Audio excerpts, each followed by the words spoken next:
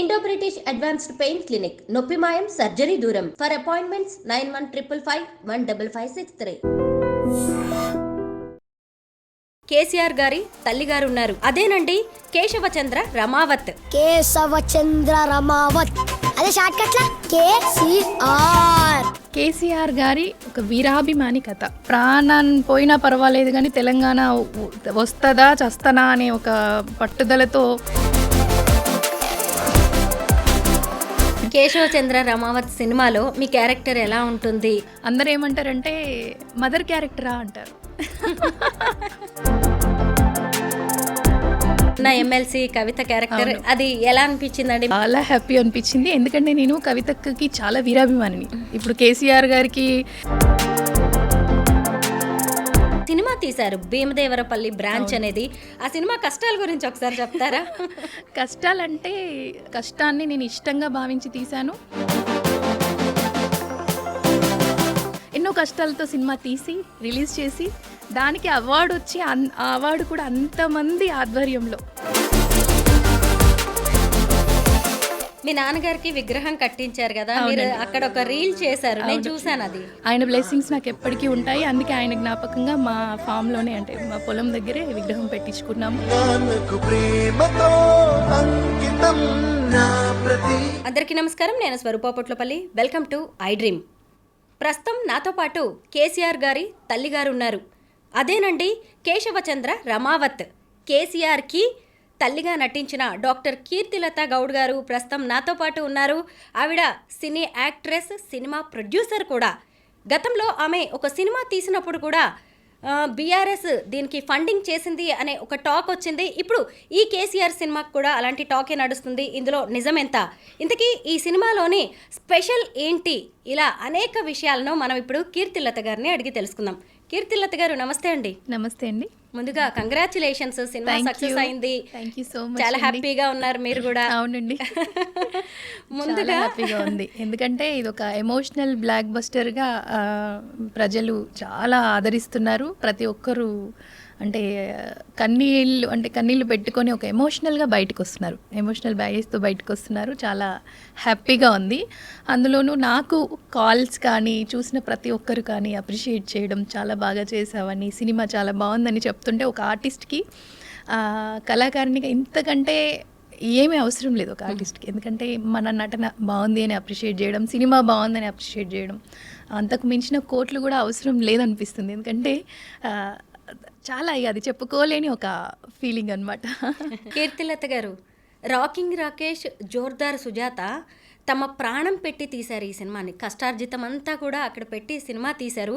అయితే ఈ సినిమా ఏంటి, ఎలా ఉంది, దీని కథనం ఏంటి, స్టోరీ లైన్ ఏంటి అనేది మీ ద్వారా తెలుసుకోవాలన్నది, బ్రీఫ్గా చెప్పండి. అంటే కథనం స్టోరీ అంతా చెప్తే మళ్ళీ సినిమాకి ఎవరు వెళ్ళరు, కానీ ఇది ఒక కేసీఆర్ గారి ఒక వీరాభిమాని కథ. అంటే కేసీఆర్ గారు ఏం అభివృద్ధి చేశారు తెలంగాణ తెచ్చి, ఎంతో ప్రాణాలకి తనకు కేసీఆర్ గారు ఎట్లా అంటే ప్రాణం పోయినా పర్వాలేదు కానీ తెలంగాణ వస్తుందా చస్తనా అనే ఒక పట్టుదలతో ఏదైతే తెలంగాణ తెచ్చారో ఆ తెలంగాణని ఎలా అభివృద్ధి చేశారు అని ఎవరైనా అడిగితే ఈ సినిమా చూపిస్తే సరిపోతుంది. హైదరాబాద్ గొప్పదనం ఏంటి అని అడిగే వాళ్ళకి ఈ సినిమా చూపిస్తే సరిపోతుంది. అంత అద్భుతంగా దీంట్లో పాటలో కానీ అసలు ప్రతి ఒక్క సీన్లో కానీ చాలా అద్భుతంగా ఉంటుంది. ఇంకా దీంతో పాటు ఒక క్యూట్ లవ్ స్టోరీ ఉంటుంది, బావ మరదల లవ్ స్టోరీ. ఎమోషనల్ బ్యాగేజ్తో చాలా అద్భుతంగా తీర్చిదిద్దారు డైరెక్టర్ అంజీ గారు, గరుడ వేగ అంజీ గారు, రాకింగ్ రాకేష్ గారు. ఎంతో కష్టపడి లొకేషన్లో మేము చూస్తూ ఉంటాం కదా, చాలా కష్టపడ్డాం. ఇది షాద్నగర్ దగ్గరలో కొల్లూరు, ఆ చుట్టుపక్కల తాండాలు, వీటన్నిటిలో ఒక లంబాడి తాండా అబ్బాయి కథ ఇది. చాలా బాగుంటుంది. ప్రతి ఒక్కరూ కూడా చూసి బయటకు వచ్చే వాళ్ళందరూ కూడా ఫోన్స్ వస్తున్నాయి. అంటే నేను తెలిసిన వాళ్ళు ప్రతి ఒక్కరు నాకు కాల్స్ చేస్తున్నారు, తెలియని వాళ్ళు ఫేస్బుక్లలో, ఇన్స్టాలో, సోషల్ మీడియాలో చాలా అప్రిషియేట్ చేస్తున్నారు సినిమా గురించి, నా క్యారెక్టర్ గురించి.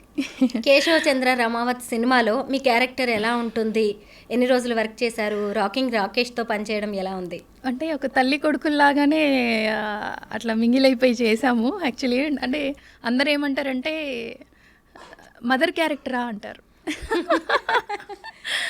మీరు ఇప్పుడే మదర్ క్యారెక్టర్ చేయడం ఏంటి అని అంటారు. యాక్చువల్గా ఇన్ని రోజులు కూడా ఏం జరిగింది ఇండస్ట్రీలో అంటే, అటు మదర్కేమో తక్కువ ఏజ్, సిస్టర్ క్యారెక్టర్స్కి వదిన క్యారెక్టర్స్కి ఏమో ఆల్రెడీ ఎస్టాబ్లిష్డ్ ఆర్టిస్ట్ని తీసుకోవడం, ఆల్రెడీ సెలెక్ట్ అయిపోవడం, అయ్యో సారీ అమ్మ ఏదో చిన్న చిన్న రోల్స్ చేపించడం కరెక్ట్ కాదు, ఇలా వచ్చి అలా వెళ్ళేవి, నీకు మంచి రోల్ పడాలి, డెఫినెట్గా లైఫ్ వస్తుంది అని చాలామంది డైరెక్టర్స్, చాలామంది ప్రొడ్యూసర్స్ కూడా చెప్పారు. నీకు ఇప్పటికల్లా లైఫ్ రావాలి, కానీ ఏదో ఒక చిన్న దీంట్లో ఏంటంటే చిన్న చిన్న ఇవ్వలేరు, అలా అని మదర్ రోల్కి చిన్నగా అయిపోతాను, సిస్టర్ వదిన రోల్స్కేమో ఆల్రెడీ అట్లా జరిగింది. ఇప్పుడు ఈ సినిమాలో మదర్ రోల్, నేను మా సినిమాలో కూడా మదర్ రోల్ చేశాను, హీరోయిన్ మదర్, దీంట్లో హీరో మదర్గా చేశాను. సెట్ అయిపోయింది ఆ కాస్ట్యూమ్స్లో, బొట్టు, అంటే లంబాడి క్యారెక్టర్ కదా, ఒక విలేజ్లో ఉండే మొత్తం స్కిన్ అంతా స్కిన్ టోన్ డల్ చేయడము అంతా కూడా చాలా అద్భుతంగా ఉంది, అసలు మంచిగా అనిపించింది.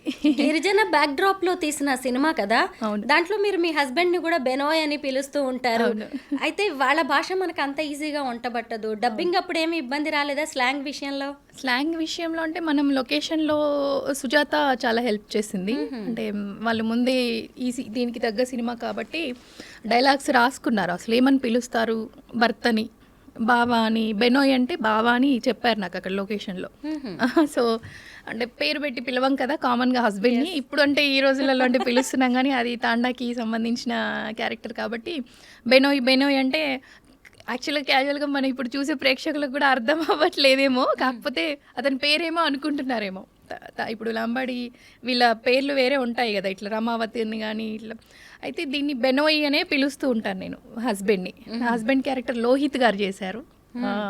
కాంబినేషన్ చాలా బాగుంది, అసలు ఒకరికొకరి కోఆర్డినేషన్ కానీ, ఆడుతూ పాడుతూ ఒక పల్లెటూరులో విలేజ్ వాళ్ళందరూ సహకరించారు. చాలా చాలా బాగా నవ్వుతూ ఆడుతూ పాడుతూ చేసేసాం సినిమా. అంతే ఇదిగా ఆడుతూ పాడుతూ ఇప్పుడు కూడా ఎంజాయ్ చేస్తున్నాం సక్సెస్ని. కేశవచంద్ర రమావత్ అనే యువకుడు కేసీఆర్ కి వీరాభిమాని. అవును. అతను తన పెళ్లికి కేసీఆర్ గారిని పిలవడానికి హైదరాబాద్కి వస్తాడు. అప్పుడు తన గ్రామానికి పొంచి ఉన్న ముప్పు గురించి తెలుసుకుంటాడు. అయితే ఇది చూడ్డానికి కేసీఆర్ తెలంగాణ రిలేటెడ్ సినిమా అనిపించినా గానీ ఇది ఒక మంచి క్యూట్ లవ్ స్టోరీ, మీరు కూడా చెప్పారు. అయితే అందులో హీరోయిన్ గా యాక్ట్ చేసిన అమ్మాయి గురించి మాత్రం చెప్పుకోవాలండి, అనన్య కృష్ణన్. నాకు చాలా నచ్చింది, ఆ ఇన్నోసెంట్ లుక్స్ ఎంత బాగున్నాయో. ఆ అమ్మాయి ఇంతకీ ఎవరు? మన సీనియర్ యాక్ట్రెస్ సత్యకృష్ణన్ గారి కూతురు, కానీ తల్లికి తగ్గిన కూతురు అనిపించుకుందండి, చాలా బాగుంది. ఆ అమ్మాయితో మీరు వర్క్ చేస్తారుగా, ఎలా అనిపించింది? ఫస్ట్ ఆఫ్ ఆల్ ఒక ఆర్టిస్ట్, హీరోయిన్ అవ్వనివ్వండి, హీరో అవ్వని, ఎవరైనా అయి ఉండొచ్చు, బట్ వాళ్ళు ఏంటంటే తెలియనప్పుడు కానీ, తను కొత్త కదా, ఎక్కడ కూడా తను నేను హీరోయిన్ని అన్న ఒక అది కనిపిస్తుంది కొంతమందిలో, అమ్మాయిలో అసలు లేదు. నాకైతే నిజంగా సొంత కూతుర్లానే నాతో లొకేషన్లో ఉండేది, దగ్గరికి తీసుకొని రాగానే వచ్చి హగ్ చేసుకునేది, తెలియకపోతే ఇలా కాదమ్మా ఇలా ఇలా ఇలా అంటే సీన్ని 1-2 సార్లు మేము ముందే రిహార్సల్స్ కెమెరా వాళ్ళు పెట్టుకొని సెట్ చేసుకునే లోపు మేము చూసేసుకునే వాళ్ళం. ఆ ఎమోషన్స్ కానీ, నాకు కోడలైనప్పటికీ దాంట్లో అందరూ కూడా ఇప్పుడు బయట కూడా నీ సొంత కూతుర్లానే ఉందమ్మా, అసలు ఎంత బాగుంది, మీ ఇద్దరు సేమ్ తల్లి కూతుర్లలానే ఉన్నారు అనేవాళ్ళు. సత్యకృష్ణ గారు కూడా అదే అన్నారు, ప్రీ రిలీజ్ ఈవెంట్లో కలిశారు, ఇలా అంటున్నారు అందరు, అక్కడ అనడం విన్నారు, నిజంగానే మీరిద్దరు తల్లి కూతుర్లలానే ఉన్నారండి అంటే, మరి తీసుకెళ్ళిపోతాను నేను అంటే నవ్వుతున్నారు. చాలా క్యూట్. అమ్మాయి కూడా నేర్చుకోవాలన్న తపనతో ఉండింది ఎప్పుడు కూడా. ఒక ఆర్టిస్ట్కి మనకి ఎంతైనా వచ్చి ఉండొచ్చు, మనం ఎంతైనా సక్సెస్ అయి ఉండొచ్చు, ఇంకా ఏదో నేర్చుకోవాలి అన్న తపన అనేది చాలా ఇంపార్టెంట్. అమ్మాయిలో అది కనిపించింది. మీరు ఉద్యమ సింహం అనే సినిమాలో కవిత క్యారెక్టర్ చేశారు కదా, ఇప్పుడున్న ఎమ్మెల్సీ కవిత క్యారెక్టర్, అది ఎలా అనిపించిందండి మీకు? ఎప్పటికీ గుర్తుండిపోయే మెమరీ కదా. చాలా హ్యాపీ అనిపించింది, ఎందుకంటే నేను కవితకి చాలా వీరాభిమానిని. ఇప్పుడు కేసీఆర్ గారికి రాకేష్ గారు ఎలా అంటే ఈ సినిమాలో ఉన్న అబ్బాయి ఎలా వీరాభిమానో, జెన్యూన్గా నేను కేసీఆర్ గారన్నా నాకు దేవుడితో సమానం, కవిత కన్నా చాలా ఇష్టం యాజ్ ఎ ఉమెన్గా. ఎందుకంటే తను చేసే పోరాటం ఎంతోమందికి ఇన్స్పిరేషన్. మహిళలు బయటకు వచ్చి పని చేయడానికి కానీ ఏదైనా కవితక్కని చూసి ఇన్స్పిరేషన్, ఆ పోరాటం మన స్ఫూర్తి అనేది నాకు చాలా ఇష్టం. కానీ అప్పుడు నేను సినిమాల్లో చాలా బిజీ ఉన్నాను. ఆ క్యారెక్టర్ అని చెప్పగానే కవిత అంటే చాలామంది అనేవాళ్ళు సినిమాలో, ఈవెన్ కాస్ట్యూమర్స్ కానీ, మేకప్ వాళ్ళు కానీ, మనకి ఇప్పుడు డిపార్ట్మెంట్స్ వాళ్ళందరూ ఉంటారు కదా, నేను వెళ్తూ ఉంటే అప్పుడు కొంచెం సన్నగా ఉన్నాను. సో అందరు అనేవాళ్ళు సేమ్ కవితలానే ఉన్నారు మీరు, సేమ్ కవితలానే ఉన్నారు అంటే నిజంగా చాలా హ్యాపీ అనిపించేది. ఎందుకో తెలీదు అక్కకి నాకు ఒక ఏదో అనుబంధం ఉంది అని అనిపిస్తుంది నాకైతే. ఎందుకంటే ఆ ఫీలింగ్ నేను అప్పటి వరకు నేను కవితక్కని కలవలేదు. చాలా బిజీ ఉంటారు కవితక్క. నేను కూడా బిజీ ఉన్నాను, నా వర్క్లో నేను బిజీ ఉన్నాను. వెళ్ళి కలవాలని ఉన్నా ఆ ఛాన్స్ దొరికేది కాదు. అండ్ మన వర్క్ మనది, అక్క వర్క్ అక్కది. కానీ నేను ఎప్పుడు మనం సోషల్ మీడియాలో అది చూస్తూ అభిమానించేదాన్ని. కవితక్క రోల్, నేను అభిమానించే నాయకురాలి రోల్ నేను నాయకురాలిగా చేస్తున్నానంటే ఎంత గర్వంగా ఫీల్ అవుతాను, చాలా గర్వంగా ఫీల్ అయ్యాను. ఆ రోల్లో నేను జీవించిపోయాను అంతే. ఇంకా మీరు సినీ యాక్ట్రెసే కాదు, మీరు బీఆర్ఎస్ పొలిటీషియన్ కూడా. మీరు పార్టీలో కూడా చాలా యాక్టివ్గా ఉంటారు. అలాంటిది తెలంగాణ రిలేటెడ్ కేసీఆర్, ఈసీ రాజకీయాలకి కాస్త టచ్ ఉన్న ఈ సినిమాలో మీకు మంచి రోల్ దక్కడం ఏమనిపిస్తుంది? అసలు ఇంకా అంతకంటే సంతోషం ఏముంటుందండి. కేసీఆర్ గారి అభిమాని హీరో కథ కదా. నేను ఒరిజినల్గా ఆయన అంతకంటే ఎక్కువ అభిమానిని అయ్యాది. మాటల్లో ఎవరికి వాళ్ళే అభిమానం అనేది ఉంటుంది. ఒక దేవుళ్లాగా భావించే ఒక వ్యక్తి పేరుతో వచ్చే సినిమా. నాకు ఈ సినిమాలో అవకాశం ఇచ్చిన నిజంగా రాకేష్ గారికి థ్యాంక్స్ చెప్పుకోవాలి. ఎందుకంటే డైరెక్టర్ గారికి, రాకేష్ గారికి అంతకుముందే నాది భీమదేవరపల్లి బ్రాంచ్ సినిమా రిలీజ్ అయింది. దాంట్లో నేను హీరోయిన్ మదర్గా చేశాను. చూసి మదర్గా అయితే బాగుంటారు కదా, మన వాళ్ళు కదా అనేసి ఇంకా వాళ్ళు నన్ను గుర్తించడం, కాల్ చేసి నాకు స్టోరీ రమ్మనడం, నేను ఆఫీస్కి వెళ్తే స్టోరీ ఎక్స్ప్లెయిన్ చేయడం, నా క్యారెక్టర్ అంతా కూడా చాలా హ్యాపీ అనిపించింది.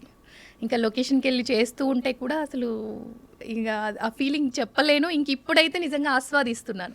ఇంకా బయట ఇంకా మిగతా ఆర్టిస్టులకి ఇంత సంతోషం ఉందో లేదో నేను చెప్పలేను. కానీ నాకైతే, ఎందుకంటే ఐ మీన్ టు పార్టీ కాబట్టి, పార్టీలో ఉన్న ప్రతి వ్యక్తి ఈ సినిమా చూస్తాడు కాబట్టి నిజంగా అక్క బాగా చేశారు అని, లేకపోతే బాగా చేసావమ్మా అని ప్రతి ఒక్కరూ అప్రిషియేట్ చేస్తుంటే, అంటే మనం వర్క్ చేసే ప్లేస్లో కూడా ప్రతి ఒక్కరూ మనల్ని, మన యాక్టింగ్ని, మన ప్రొఫెషన్ని, మనం ఈ ప్రొఫెషన్లో కూడా ఉన్నాను కాబట్టి ఆ గుర్తింపు రావడం అనేది నిజంగా చాలా సంతోషంగా ఉంది. ఇంకా ఆ సంతోషాన్ని నేను ఎక్స్ప్లెయిన్ చేయలేను నా మాటల్లో, అంత హ్యాపీగా ఉంది. కీర్తి గారు ఒక క్యారెక్టర్ ఆర్టిస్ట్గా ఈ టాలీవుడ్లో ఎక్కడైనా సరే సినిమా ఇండస్ట్రీలో నిలబడ్డమే కష్టంగా ఉంది. కాంపిటీషన్ ఉంది, కాస్టింగ్ కౌచ్ ఉంది, ఇలాంటివి ఎన్నో ఉన్నాయి. అలాంటిది మీరు ఒంటరిగా ఒక మహిళగా సినిమా తీశారు, భీమదేవరపల్లి బ్రాంచ్ అనేది. ఆ సినిమా కష్టాల గురించి ఒకసారి చెప్తారా? కష్టాలంటే ఖచ్చితంగా ఇష్టంగా తీశారు. కష్టాన్ని నేను ఇష్టంగా భావించి తీశాను. యాక్చువల్గా అందరూ నవ్వారండి. ఫస్ట్ నేను సినిమా తీస్తున్నాను అని అనౌన్స్ చేయగానే నవ్వారు, ఎగతాళి చేశారు. ఈ అమ్మాయి సినిమా తీస్తున్నా మొదలు పెడుతుంది కదా, రిలీజ్ చేసినప్పటికి కదా అని చాలా ఎగతాళి చేశారు, చాలా అవమానించారు. కానీ అన్నిటినీ నేను తట్టుకున్నాను. ఇంకా ఎక్కువగా నేను ఛాలెంజ్గా తీసుకున్నాను, ముందుకెళ్ళాను, రిలీజ్ చేయగలిగాను. ఇప్పుడు అమెజాన్ ప్రైమ్లో కూడా చాలా సక్సెస్ఫుల్గా రన్ అవుతోంది. బెస్ట్ పొలిటికల్ సెటైర్ అవార్డు కూడా దాసరి గారి పేరు మీద అవార్డు వచ్చింది మన ఇండస్ట్రీ నుంచి. అందరూ యాక్చువల్గా నేను అచీవ్ అయిన, నా కళ్ళలో నీళ్లు తిరిగిన సంఘటన ఏంటంటే, శిల్పకళా వేదికలో అసలు ప్రతి పెద్ద ప్రొడ్యూసరు దాని మీద ఉన్నారండి. మోహన్ బాబు గారు, అల్లు అరవింద్ గారు, దిల్ రాజు గారు, పెద్ద పెద్ద ప్రొడ్యూసర్స్, డైరెక్టర్స్, యాక్టర్స్ అందరూ ఉన్న ఒక స్టేజ్లో నాకు ప్లేస్ దొరకడం. ఎందుకంటే నేను ఒక మారుమూల గ్రామంలో పుట్టి, ఒక మధ్యతరగతి కుటుంబంలో పెరిగి, పెళ్ళిళ్ళయ్యి, పిల్లలయ్యి, కామన్గా ఎన్నో స్ట్రగుల్స్ పడుతూ వచ్చి ఒక ఆర్టిస్ట్గా చేస్తూ ఎన్నో కష్టాలతో సినిమా తీసి రిలీజ్ చేసి దానికి అవార్డు వచ్చి, ఆ అవార్డు కూడా అంతమంది ఆధ్వర్యంలో, సినిమాటోగ్రఫీ మినిస్టర్, ఎవ్రీవన్, మన ఎస్వి కృష్ణారెడ్డి గారు, అల్లు అరవింద్ గారు, వీళ్ళందరి ఆధ్వర్యంలో అసలు ఎంతోమంది పెద్దలు, ప్రతి ఇండస్ట్రీలో ఉన్న పాత ప్రొడ్యూసర్సు, అంటే దాసరి గారి అభిమానం ఉన్న ప్రతి ఒక్కరూ అక్కడికి ఆ స్టేజ్లో ఉన్నారు. నిండుగా ఆ సభను చూస్తుంటే రియల్లీ నా కళ్ళల్లో ఇక్కడ నేనే ఉన్నానా, నిజంగా చాలా హ్యాపీ అనిపించింది. చాలామంది నువ్వు హీరో అమ్మా అని నాకు చాలా అప్రిషియేట్ చేశారు. ఎందుకంటే ఒక ఉమెన్గా నేను ఎవరి సహకారం తీసుకోకుండా కంప్లీట్ చేయగలిగిన మూవీని. ఇంకా మూవీ కంప్లీట్ చేసిన తర్వాత నేను ఈ ప్రోడక్ట్ తీసినా అని చూపించాను. సి కళ్యాణ్ గారు కానీ వీళ్ళందరికీ చాలా బాగా నచ్చింది. ఆ సినిమా చూసిన తర్వాత అందరూ భుజం తట్టి నువ్వు హీరో అమ్మా అసలు, ఎందుకంటే ఈ రోజులలో చాలా పెద్ద టాస్క్ని కంప్లీట్ చేస్తావు, సో నువ్వు హీరో అయిపోయినావమ్మా, ఇది ఈ విషయంలో మాత్రం మేము చాలా అప్రిషియేట్ చేస్తున్నామని జెన్యున్గా అప్రిషియేట్ చేశారు. నిజంగా నన్ను వెన్ను తట్టి ప్రోత్సహించి నా కష్టాలలో నాకు తోడుండి నన్ను ముందుకు నడిపించిన వాళ్ళందరికీ కూడా నేను చాలా కృతజ్ఞతలు తెలియజేసుకుంటున్నాను ఈ సందర్భంగా. ఎందుకంటే మనం మన మనసులో ఉంచుకోవడం కంటే ఇలాంటి స్టేజ్లో చెప్పడం అనేది చాలా హ్యాపీ అనిపిస్తుంది. ఎందుకంటే మా విలేజ్ వాళ్ళు కూడా, నేను ఆ సినిమా అంతా కూడా మాది కరీంనగర్, యాక్చువల్లీ కరీంనగర్ దగ్గర మల్లాపూర్ గ్రామం, మానకొండూరు కాన్స్టిట్యున్సీ వస్తుంది. మా గ్రామ ప్రజలు కూడా అసలు ప్రతి ఒక్కరూ నన్ను సొంత బిడ్డలాగా, ఇది కావాలి అనగానే ఇంకేం కావాలమ్మా, ఇంకేమైనా కావాలా నీకు అని ప్రతి ఒక్కటి అరేంజ్ చేసి నేను చేసే ప్రయత్నంలో నాకు ప్రతి ఒక్కరి సక్సెస్, నా సక్సెస్ అది ప్రతి ఒక్కరి సక్సెస్, విలేజ్ సక్సెస్. అంత బాగా నన్ను ఓన్ చేసేసుకున్నారు. నీకు ఇంకేం కావాలో చెప్పు, ఇంకేం కావాలో చెప్పు అని వాళ్ళే ముందుకు వచ్చి అడుగుతుంటే, అంటే మా నాన్న అంటే చాలా ఇష్టం అక్కడ అందరికీ. మా డాడీ అంటే మంచి పేరుంది ఆయనకి. ఆయన లాస్ట్ ఎక్స్పైర్ అయ్యారండి 21లో కోవిడ్తో. ఇంకా నేను సేమ్ ఫాదర్లానే ఉంటాను. నన్ను చూస్తుంటే మా డాడీనే చూస్తుంది అన్నట్టు ప్రతి ఒక్కరు వచ్చి హగ్ చేసుకొని కన్నీళ్ళు పెట్టుకునేవాళ్ళు. నేను షూటింగ్ చేసుకోవాలి అంటే ఎమోషనల్, నాకు కూడా మా ఫాదర్ అంటే చాలా ఇష్టం. ఇంకా నేను ఎమోషనల్ అయిపోతే మళ్ళీ అక్కడ వర్క్ ఆగిపోతుంది ప్లీజ్. అంటే నాకేమనిపించిందంటే మన విలేజ్లో ఉండే ప్రేమలు అది కులాలకు అతీతంగా చాలా చాలా హ్యాపీ అనిపించింది. అది బయట ఎక్కడ దొరకవండి, అవి డబ్బులు ఇస్తే ఎక్కడ దొరకదు ఆ ప్రేమ. మీ నాన్నగారికి విగ్రహం కట్టించారు కదా, మీరు అక్కడ ఒక రీల్ చేశారు, నేను చూసాను అది. అవునండి, అవును. చాలా నాకు చాలా ఇష్టం మా ఫాదర్ అంటే. మేము ముగ్గురం ఆడపిల్లలం. డాడీ యాక్చువల్గా మాది గౌడ్స్ వృత్తి. తాడి చెట్లు ఎక్కుతూ కింద పడ్డారు, సర్జరీ అయింది, రాడేశారు.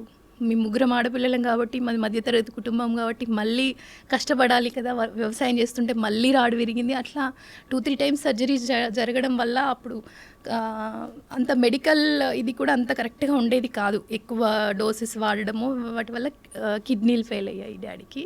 10 years డయాలిసిస్ చేయించాం.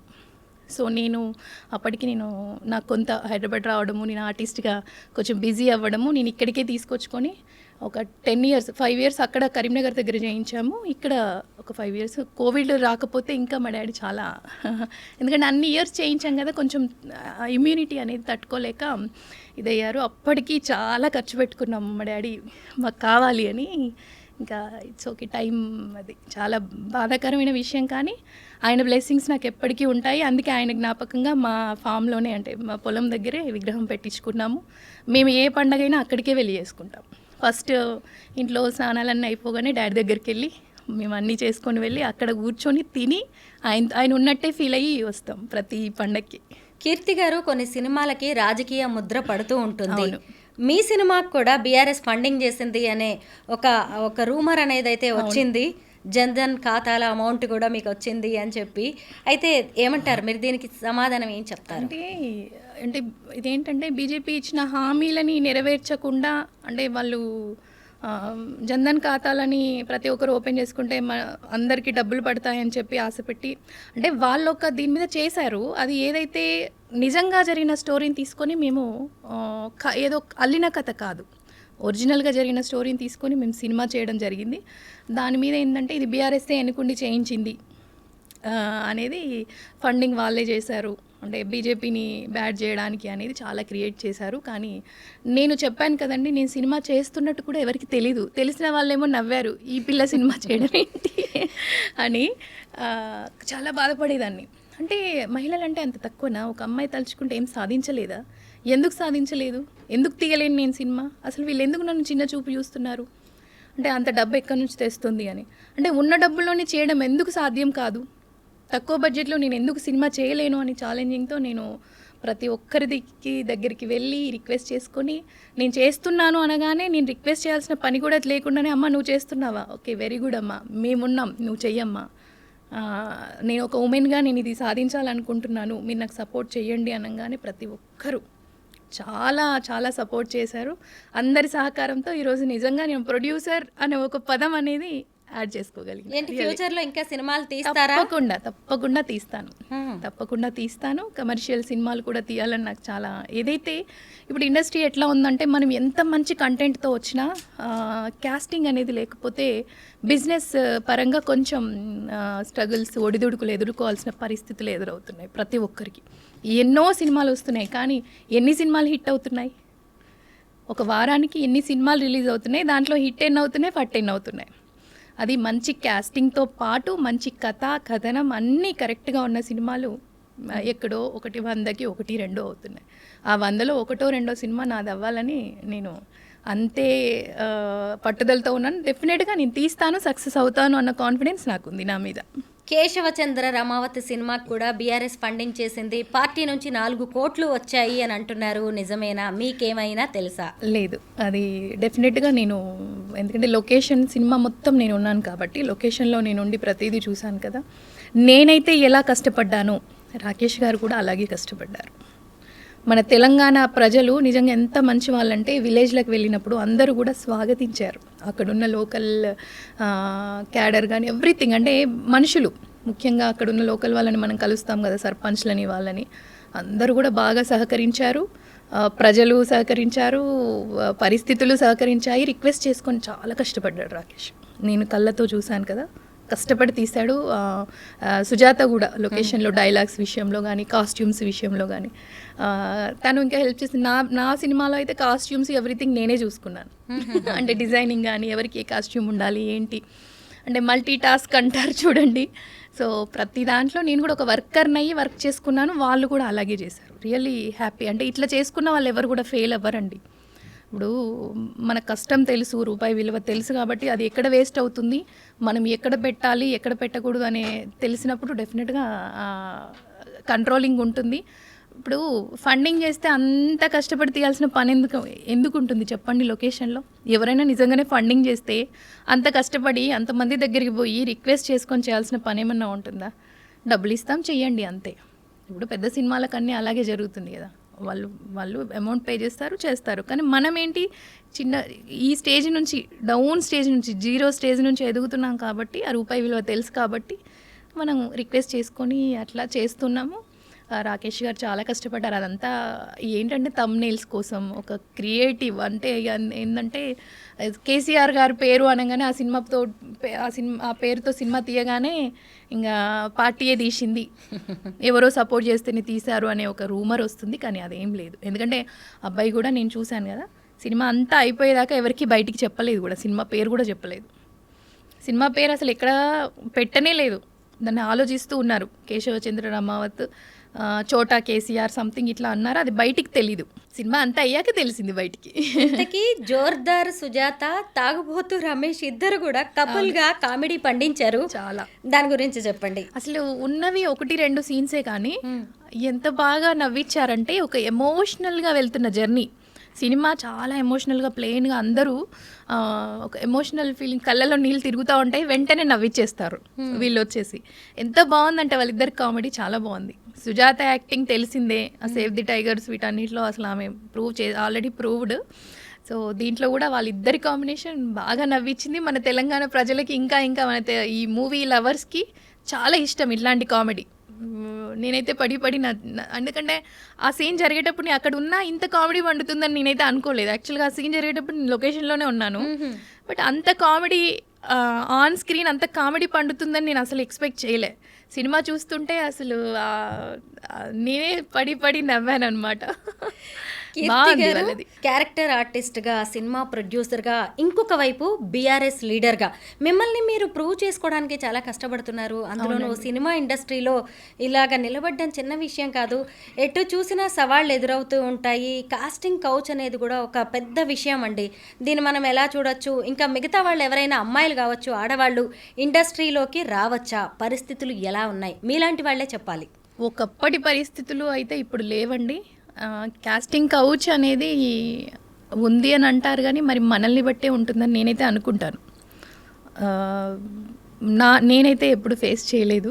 ఎందుకంటే మన నడవడిక, మన మాట, మన పద్ధతి, నేనైతే ఇది నమ్ముతాను. స్పెషల్లీ మనం కరెక్ట్గా బిహేవ్ చేసినప్పుడు అవతల వాళ్ళకి అవకాశం చిన్నగా మాట్లాడే అంటే రాంగ్గా మాట్లాడే అవకాశం కూడా ఏ ఫీల్డ్లోనూ దొరకదు. ఈ ఫీల్డ్ అనే కాదు, మనం ఒక కాస్టింగ్ కౌచ్ని ఇండస్ట్రీ అనేసరికి ఒక పేరు పెట్టారు, కానీ సాఫ్ట్వేర్ ఎక్కడ లేదండి.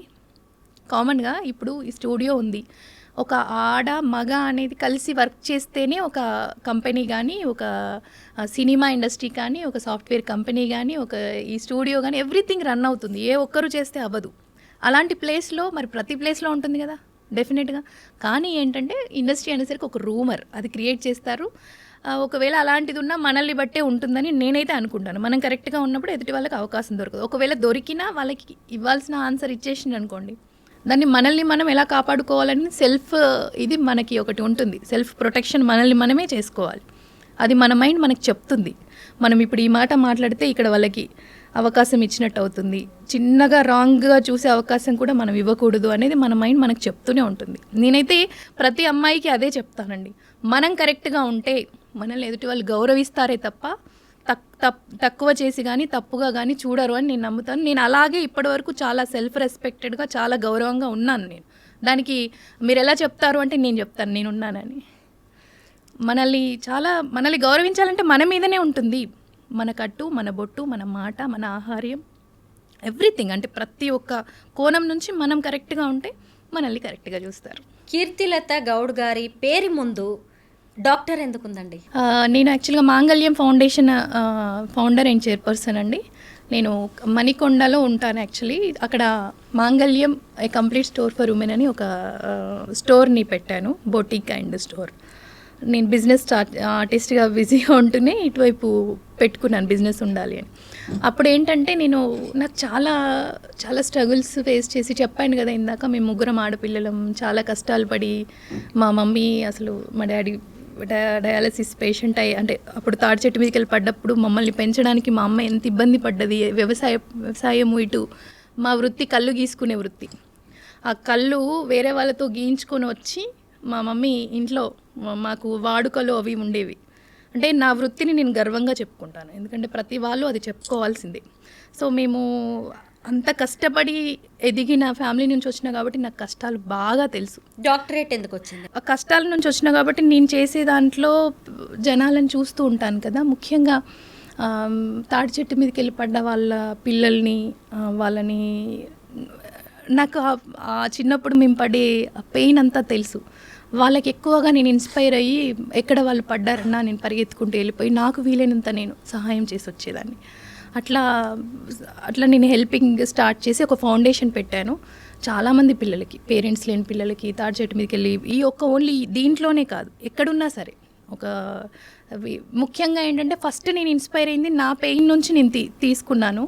అరే మనం ఇంత సంపాదించుకున్నాం కదా, దాంట్లో నుంచి ఒక 5%, ఒక 10% మనం ఆ పిల్లలకి చేస్తే నన్ను చూసి ఇంకొకరు చేస్తారు, అట్లా వాళ్ళకి హెల్ప్ అవుతుంది అనే ఉద్దేశంతో నేను అట్లా చాలా చేయడం జరిగింది. అట్లా సోషల్ యాక్టివిటీస్లో భాగంగా చలివేంద్రాలు పెట్టడం కానీ, మజ్జిగ పంపిణీ కానీ, ఇట్లా అంటే నాకు ఇష్టం.